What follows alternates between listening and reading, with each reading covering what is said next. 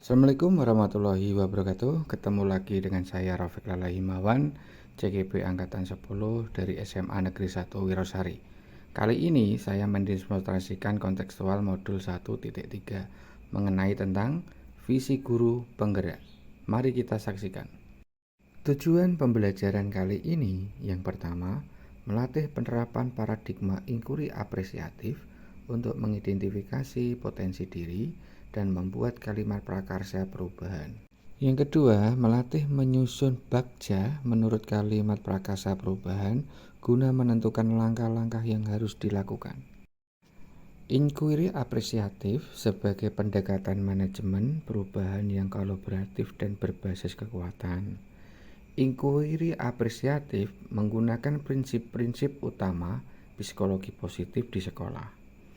Pendekatan inquiry apresiatif dapat dimulai dengan mengidentifikasi hal baik apa yang ada di sekolah, bagaimana hal tersebut dipertahankan, dan memunculkan strategi guna mewujudkan ke arah yang lebih baik.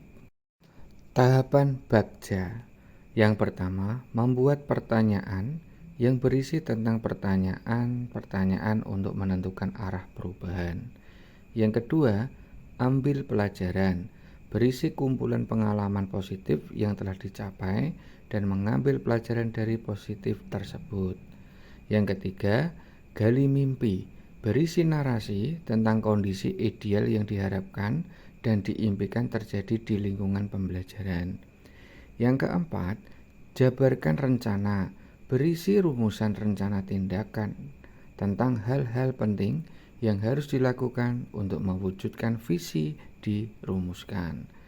Yang kelima, atur eksekusi, berisi langkah-langkah yang diambil demi mewujudkan visi yang telah dirumuskan. Visi guru penggerak yang saya rencanakan terwujudnya generasi yang berakhlak mandiri, bernalar kritis, dan kreatif. Dari visi tersebut, saya mewujudkan prakarsa perubahan, mewujudkan kreativitas, dan motivasi belajar peserta didik melalui pemanfaatan teknologi. Kali ini, saya membuat tahapan bagja atau prakarsa perubahan mengenai mewujudkan kreativitas dan motivasi belajar peserta didik melalui pemanfaatan teknologi. Yang pertama, membuat pertanyaan yang utama. Pertanyaan yang saya buat, bagaimana meningkatkan kreativitas dan motivasi belajar peserta didik melalui pemanfaatan teknologi. Tindakan atau penyelidikan yang perlu dilakukan. Yang pertama, melakukan diskusi dengan kepala sekolah dan rekan sejawat. Yang kedua, mencari referensi dan praktik baik untuk meningkatkan kreativitas dan motivasi belajar peserta didik melalui pemanfaatan teknologi. Yang ketiga, mencari tahu minat bakat dan pengetahuan peserta didik melalui asesmen diagnostik. Yang kedua, ambil pelajaran. Pertanyaan yang saya buat, yang pertama, siapakah guru yang ahli di bidang teknologi dan memanfaatkan teknologi dalam pembelajaran? Yang kedua, teknologi pembelajaran apa saja yang digunakan? Yang ketiga, bagaimana memilih media atau teknologi yang tepat agar dapat meningkatkan kreativitas dan motivasi belajar peserta didik. Tindakan atau penyelidikan yang perlu dilakukan. Yang pertama, mencari referensi dari teman guru yang ahli di bidang teknologi. Yang kedua, mencari referensi berupa media atau teknologi pembelajaran yang sesuai dengan peningkatan kreativitas dan motivasi belajar peserta didik. Yang ketiga, gali mimpi. Pertanyaan yang saya buat, yang pertama, apakah pemanfaatan teknologi dalam pembelajaran dapat meningkatkan kreativitas dan motivasi belajar peserta didik? Yang kedua, bagaimana agar pembelajaran teknologi dapat diterapkan oleh guru mata pelajaran lain? Yang ketiga, apakah ada terkaitan antara pemanfaatan teknologi dalam pembelajaran dengan dimensi profil pelajar Pancasila? Tindakan atau penyelidikan yang perlu dilakukan.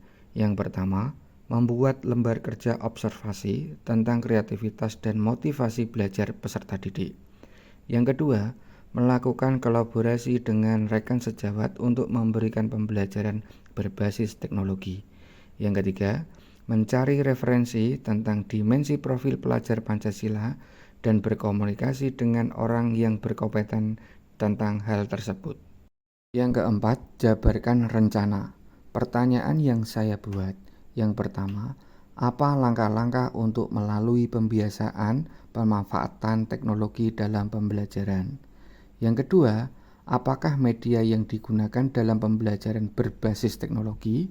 Yang ketiga, bagaimana usaha menjaga berkelanjutan pemanfaatan teknologi agar terus dilaksanakan dalam pembelajaran di kelas? Tindakan atau penyelidikan yang perlu dilakukan. Yang pertama, membuat perangkat pembelajaran LKPD dan instrumen penilaian yang tepat. Yang kedua, mencari media pembelajaran yang sesuai dengan karakteristik peserta didik dan materi pelajaran. Yang ketiga, berkolaborasi dengan pemangku kepentingan di sekolah untuk memfasilitasi sarana prasarana sekolah yang kaitannya dengan pemanfaatan teknologi dan terus belajar bersama untuk mengikuti perkembangan teknologi melalui workshop dan IHT yang dilaksanakan di sekolah. Yang kelima, atur eksekusi. Pertanyaan yang saya buat, siapa yang memantau agar jalannya kegiatan pemanfaatan teknologi dalam pembelajaran dapat berjalan sesuai dengan rencana, berjalan baik, dan konsisten? Tindakan atau penyelidikan yang perlu dilakukan. Yang pertama, membuat jadwal kegiatan pembelajaran menggunakan teknologi yang bervariasi yang disesuaikan dengan materi pembelajaran setiap 1 bulan sekali. Yang kedua, melakukan refleksi kegiatan pelajaran bersama peserta didik setiap akhir pelajaran. Yang ketiga, melakukan refleksi dengan rekan sejawat terkait dengan pembelajaran yang dilakukan. Yang keempat, melakukan refleksi dengan supervisor setelah melaksanakan supervisi di kelas. Demikian pemaparan visi guru penggerak dari saya. Semoga bermanfaat. Kita ketemu lagi dengan video pembelajaran berikutnya. Salam guru penggerak. Saya akhiri. Wassalamualaikum warahmatullahi wabarakatuh.